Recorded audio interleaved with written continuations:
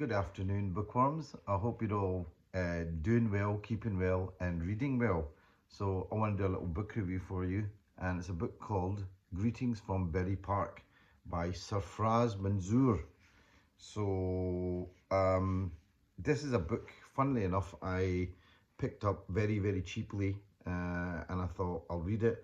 And I knew something about the author. It's a guy called Sarfraz Manzoor who writes for The Guardian, and he's from a Pakistani British background.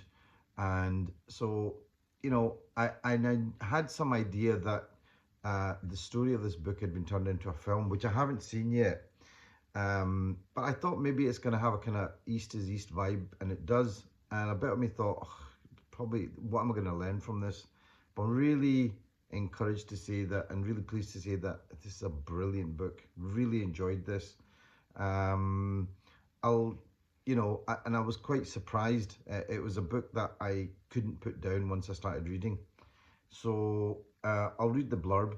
Sarfraz Manzoor was 2 years old when his family emigrated from Pakistan to join his father in Luton. His teenage years were a constant battle to reconcile being both British and Muslim, but when he was introduced to the music of Bruce Springsteen, his life was changed forever.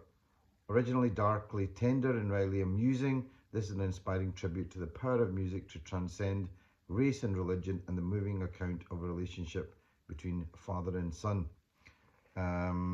So I'll read just a little bit. I saw somebody else doing this on a review, and I thought I'll read the beginning of the book. Just how it introduces. So it starts off right. So this is basically about a guy called Sarfraz Manzoor who came over from Pakistan when I think he was about 2. So he moves to Luton, and he describes life growing up as a young immigrant in Luton, not being able to speak English to start off with, having to go to a local school, and then his dad having to work in a factory. His mum doesn't even come over to Britain for about the first, I think, 9 years or something like that, or maybe even more. And he's the youngest son.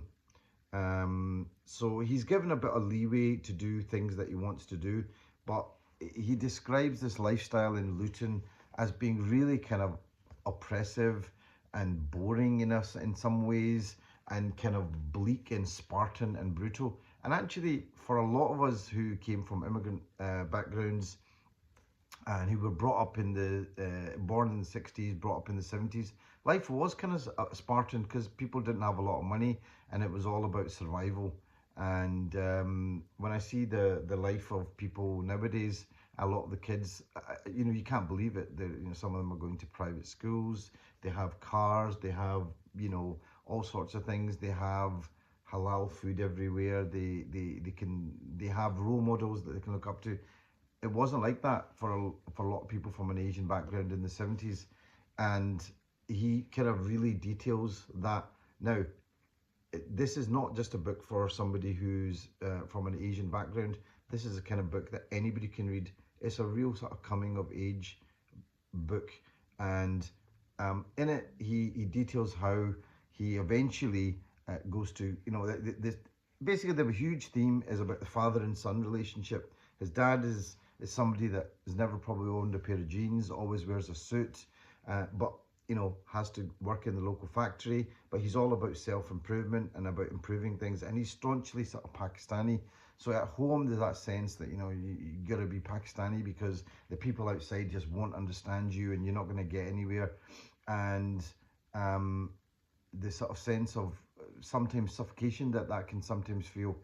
And he goes out and he eventually gets to college and meets a pal of his called Roops, or Amolak. He's a Sikh boy, and he introduces him to the music of Bruce Springsteen. And suddenly, with the music of Bruce Springsteen, he feels a sense of aliveness that he's never understood before. He literally, it's like almost like a religious experience for him. And in a sense, it's like he's discovering things that this Bruce Springsteen, who's a middle-aged guy in America, working class, he's expressing ideas and themes that he really relates to and understands. So he's almost like, yeah, it's almost like a kind of religious experience for him. And he becomes a Bruce Springsteen fanatic, him and his pal, and they go down to visit, see him at stadiums and things like that. And they really get into it. Anyway, I'll read the beginning of it. And the first chapter starts off, my father's house. And this, every chapter begins with a Bruce Springsteen lyric. I awoke and imagined the hard things that pulled us apart will never again, sir, tear us from each other's hearts. In the summer of 1995, I was 23 years old, an unemployed British Pakistani with shoulder-length dreadlocks, a silver nose ring, and a strange fascination with Bruce Springsteen. It had been 6 years since I had last lived with my family. Having left to study in Manchester, there had never been a reason to return to my hometown, Luton. After graduating in economics, I had assumed I would be deluged with lucrative offers of employment, but these had failed to materialise. While my friends were beginning careers in accountancy and medicine, I was most successful at being fired from low-paid, temporary jobs. I'd been sacked from a data inputting job for only typing with one hand and doodling with the other, and fired from a credit control agency for having stuck an obscene Public Enemy lyric scribbled on a post-it to my computer screen. The longest job I had was at a director inquiries operator. Being a slacker had never been a specific career goal, but it was a lifestyle to which I seemed suspiciously suited. My parents had assumed that once I graduated, I would return to Luton with a degree and a job, but despite my lack of career and cash, I was still not willing to come home. In Manchester, I was free. I could stay out late, play music as loud as I wished, wear black leather trousers and red velvet shirts, and shake my dreadlocks to Lenny Kravitz. Once a month I would make the 3.5-hour train journey back to Luton to see the family, but only out of a sense of obligation. I was barely on speaking terms with my father, and most of my conversations with my mother were about how I hardly talked to my father. When I walked through the front door of my parents' home in my blue corduroy jacket with a Born to Run enamel badge pinned on its lapel and my rucksack on my back, my headphones still plugged in my ears, I could sense my father's confusion. I knew he was thinking, what are you doing with yourself? And the worst part about it was that I could never explain it to him.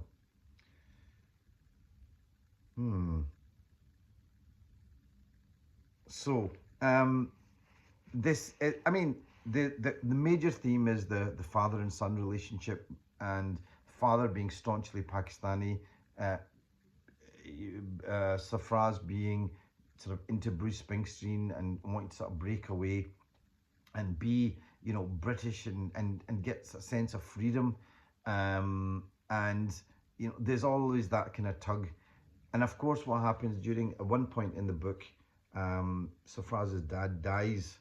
And that's quite poignant, because from that moment on, then he suddenly realizes, he begins to realize what his father really meant to him, which often happens. You often don't realize what your father means to you until he's gone. And he realizes how he is much more like him than he ever realized. And he realizes the values, I guess, that his father really had and what he stood for. And he begins to respect them more as he gets older. It also shows the dynamic between other siblings, the older daughter that never got a chance to go to college, the son, older brother who kind of went down a more kind of Asian path, Pakistani path, and kind of didn't understand why his younger brother was into Bruce Springsteen and all this kind of thing. Going back to Pakistan, him not being able to quite fit in. And it's not, I have to admit, this book is not just a stereotype of, oh, look at us, we're from a mixed culture and nobody understands us. It's a lot more nuanced than that. It's a lot more heartfelt. The writing is fantastic, and anybody could enjoy this, whether you're from a Pakistani background or not. Though I think if you're from that kind of Asian background, you really get what he's talking about.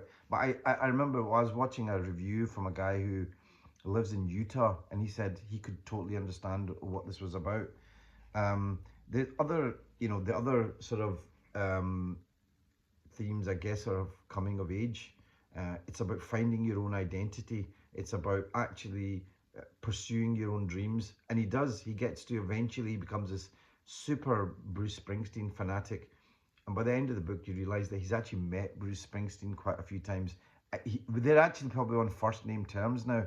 And of course, there was a movie made on this called Blinded by the Light, which was directed by Gurinder Chadha, which I haven't actually seen yet. I've seen a few clips, but apparently it's a good movie. It's based on the book, but it's quite different in that it's a bit more kind of sing-songy, a bit more like, I don't know, Glee Club meets, I don't know, East is East. It's a lot more songs in it, and it's, you know, I think it's more about his year in college and finding himself. Um, I mean, it's bits of it feel really raw. Sarfraz Manzoor writes in a way that is, you know, you really feel like you know this person.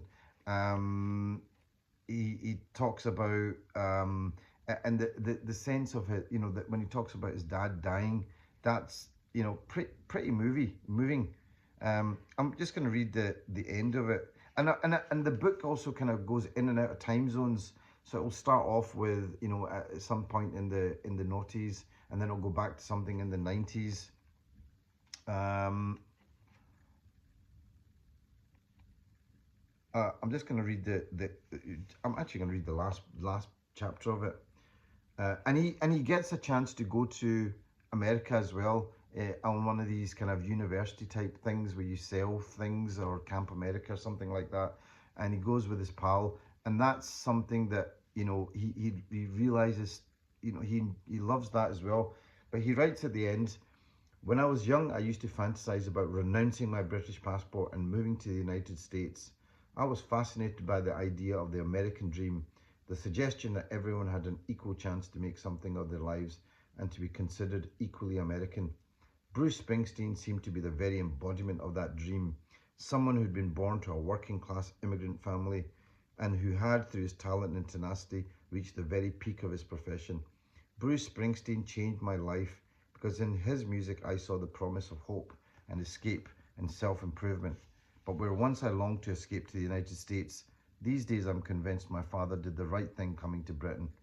It has taken me 3 decades to realise that there is only one country which is truly mine. The life my father had built, the family he'd raised, and the life I have fashioned are all due to living in Britain. Every opportunity, every job, and every chance to pursue my dreams has been offered by this country, not by America, and not by Pakistan. My father used to tell me he regretted coming to Britain, but in truth it was the greatest gift he gave his children. I was born in Pakistan, but made in England. It is Britain which is my land of hope and dreams. So, I mean, uh, it's a good book, really, really good. Um, it is a kind of love letter to his family, his culture, and his hero Bruce Springsteen. And it is well written. It's a good read. In fact, I heard it's on the school syllabus in Germany, and I could see this being something that, you know, you could have as a book here in the UK easily, because it's got themes that actually you realise are universal. Finding your own identity, breaking away from the shadow of your father, realising what your parents actually mean to you, and realising how they actually, at the end of the day, just want the best for you and love you, and how you love them, and, you know, finding just finding your way in the world. Friendship, the theme of friendship. So that is fantastic about this book. It's all there, and I'm also pleased to say that, you know, Sarfraz Manzoor now, you know, I looked at a few interviews with him, and, you know, the man is obviously now somebody who's, he opened his school refurbishment. You know, he was the person opening that, and, you know, he's been, he's somebody who's very much a part of British society and has something to say. So that's really good that worked out. Anyway, Greetings from Berry Park by Sarfraz Manzoor. Highly recommend this. And it's a touching book, and like I said, I read it, and to be honest with you, I couldn't put it down. And the odd thing was, I'd picked this up because it was cheap, and I thought, okay, I might enjoy it. Had it around for ages, and then I actually saw the cover in a dream, and then I thought, that's odd. Went, picked it up, started reading it, and finished it like a day or two later. Really good book, very moving, very humane. It is a love story in a way, or let's say a love letter to his family, to just culture in general, and obviously to his hero Bruce Springsteen, who, by the way, I've never really listened to any of Bruce Springsteen's music, but I might check that out after looking at this. So I hope you enjoy that. Greetings from Berry Park by Sarfraz Manzoor. I think there's quite a few editions of this that are out there, but this one is by Bloomsbury Publishing. I think this is one of the later ones, and it has a little foreword afterwards where he talks about how he meets his wife. Okay, hope you enjoyed that.